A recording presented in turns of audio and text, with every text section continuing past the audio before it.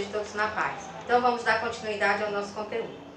Gente, ainda continuando o conteúdo da unidade B, capítulo 5, que são animais invertebrados, tá? Se não me engano, esse conteúdo estava no módulo 3. Vou explicar para vocês. Caso tenha dúvidas, vocês anotem que na próxima aula eu tiro, tá? A explicação na página 87 e 102. Para casa, página 106 e 107, questões 1 a 5. Essa tarefa de casa já vai estar no módulo 4, tá, gente?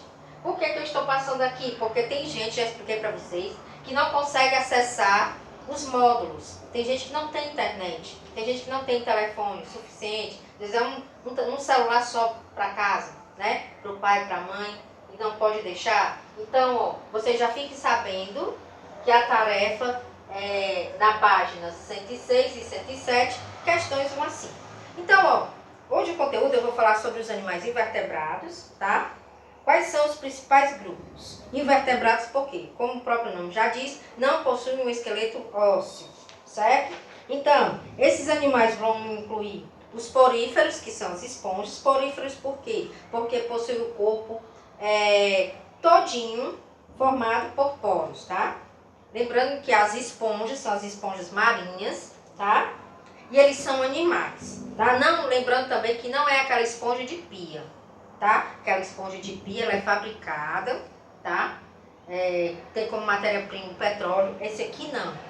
Os poríferos, que são as esponjas marinhas, elas são animais. E tem esse nome por ter a superfície do corpo formada por poros, tá? São animais bem simples, não tem órgãos, não tem tecidos, não tem nada. São formados basicamente por 2 tipos de células que executam todas as funções de respiração, reprodução, digestão, alimentação, e aí vai. Se reproduzem tanto sexuadamente como assexuadamente. Podem viver isoladas ou viver em colônias, e elas são fixas, tá? Elas só são móveis quando elas no processo de reprodução, elas formam pequenas larvinhas que se movem, tá? Aí, ao encontrar um local fixo, tá? Ela se prende ali, aquele local, e ali dá origem àquela esponjinha. Todo o processo é feito pelos amebócitos, que são esses 2 tipos de células, pelos amebócitos e com a nossa, tá certo? Então, são seres bem simples.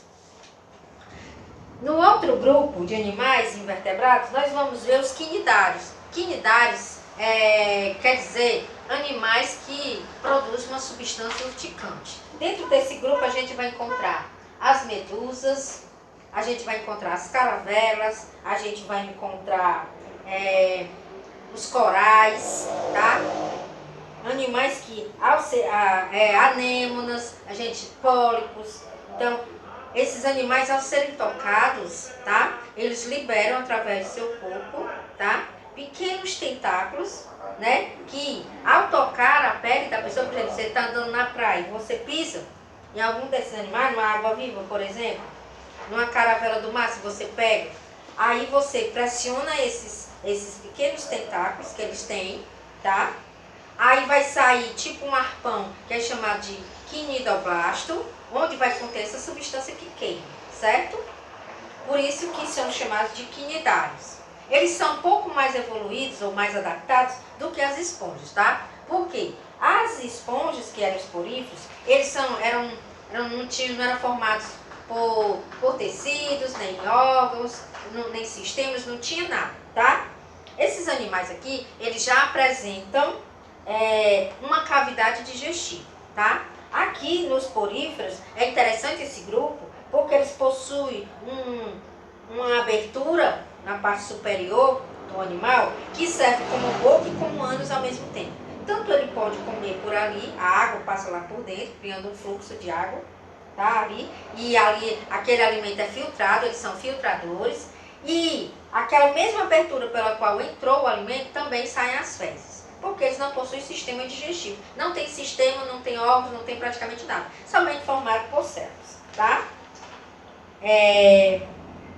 Então, os quinidários, como eu já disse, também não possuem um sistema digestório completo de boca a ânus. Portanto, Portanto, no mesmo local por onde entra o alimento também sai, mas já apresenta, na sua escala evolutiva, um sistema digestório, uma cavidade, por isso que é chamado de célula enterária, porque possui uma cavidade onde parte dessa alimentação ocorre lá dentro e outra parte ocorre do lado de fora dessa cavidade. Por isso que eles chamam de...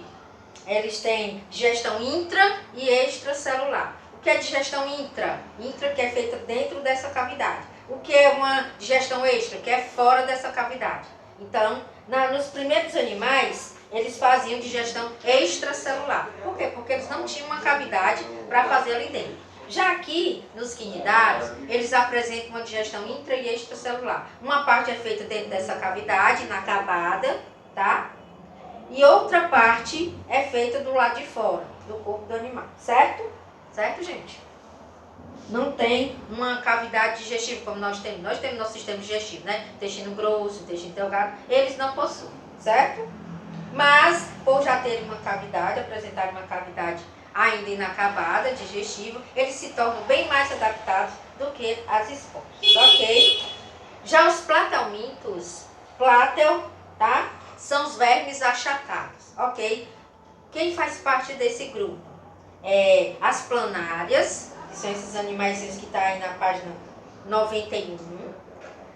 O esquistossomo, tá? E as tênias, certo?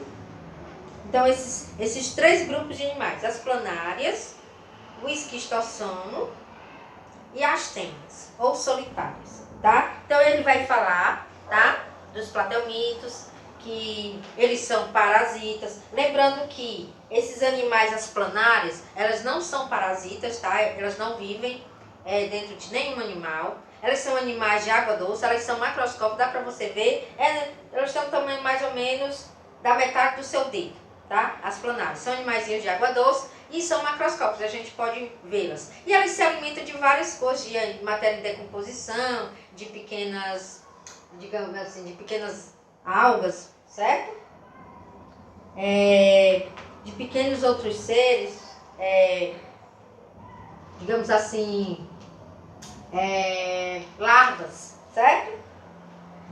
O esquistossomo, que está dentro desse grupo, tá? Que é o que causa a esquistossomose, ele é um platelmito também de água doce, mas ele necessita de um intermediário para chegar até o homem, tá? E o intermediário é o caramujo. Existem duas diferenças, tá, gente? Caracol e caramujo. O caramujo, ele é de água doce, ele tem a conchinha achatada, enquanto o caracol, ele é terrestre, tá? E ele não é hospedeiro desse verme aqui. Então, ele necessita do caramujo, que é o hospedeiro intermediário, para passar por uma fase de desenvolvimento larval. Depois que ele sai, passa por esse desenvolvimento, ele sai. Aí o homem, ao nadar nessa água que tem esses protozoários, ele pega a doença, certo? Ela pode ser tratável quando diagnosticada cedo, tá? É o que o pessoal chama também de barriga d'água. É a esquistossomose, tá? E o causador da doença é o esquistossoma. No outro, a gente vai falar dos nematóides. Nema quer dizer fio, vermes em forma de fio. Então, a gente tem aqui o ancilóstomo, que é causador do amarelão. A gente tem a lombriga, que é um parasita do homem, normal, né? Todo animal tem, né? São nematóides, certo? Então, a gente vai ter o verme do amarelão e a gente vai ter as lombrigas, tá certo? No outro grupo, vocês entenderam nematóides? Nema quer dizer fio, vermes em forma de um fio, compridinho, tá? Então, inclui nesse grupo as lombrigas e o ancilóstomo. Nos anelídeos, tá? Em forma de anel, todo o corpo são vários anéisinhos, é como se fosse um anel, e o corpo todo fatiadozinho na forma de anel, por isso o nome anelídeo.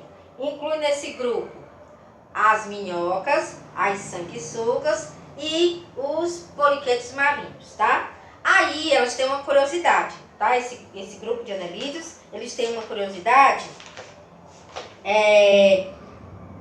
de acordo com o número de cerdas, que são pequenos pelinhos que ajudam na locomoção desses animais. De acordo com a quantidade de cerdas, eles podem ser divididos em 3 grupos, tá? Os oligoquetos, que são as minhocas, que possuem poucas cerdas. Os poliquetos, que são os anelídeos marinhos. E os iludíneos, que são as sanguessugas que não têm cerdas alguma. Então, voltando, as minhocas são as oligoquetas, porque possuem poucas cerdas. Então, dentro desse grupo dos oligoquetos tem as minhocas.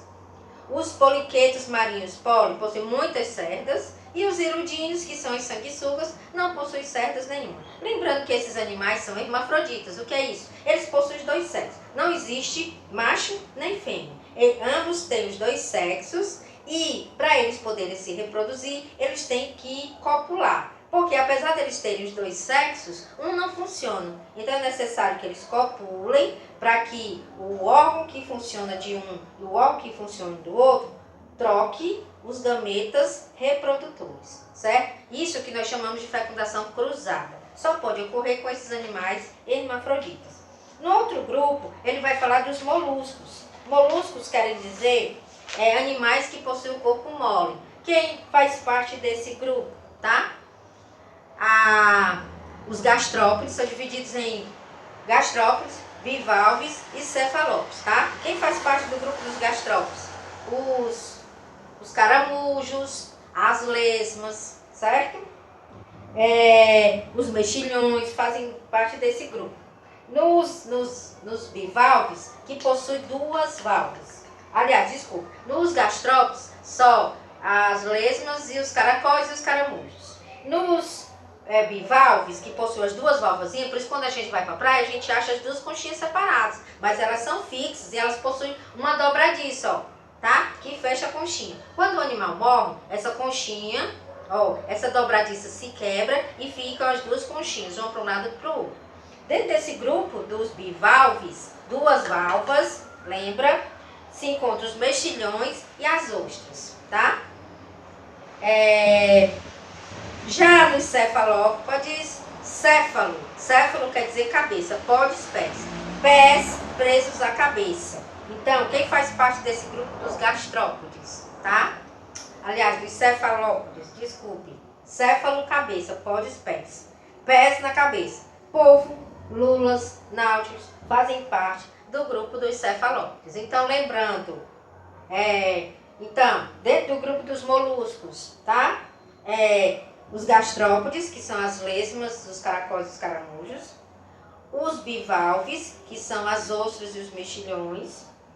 E os cefalópodes, que são o polvo, a lula, os náutilos. Lembrando que esses animais que possuem concha têm uma divisão do corpo. E esse corpo é dividido em cabeça, massa visceral e pé, tá?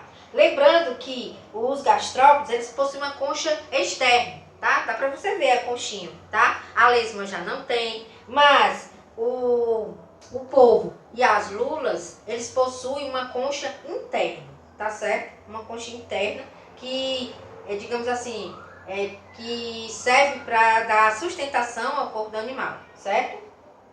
Como a conchinha que tem nos bivalves. Lembrando também, uma curiosidade desse grupo dos moluscos, é que eles liberam uma tinta, tá? Para sua proteção, que o pessoal usa para fazer tinta, que é chamada de nanquim. Gente, eu vou parar por aqui, tá? Vou deixar só os insetos, para que seja concluído na próxima aula, tá certo? Até mais!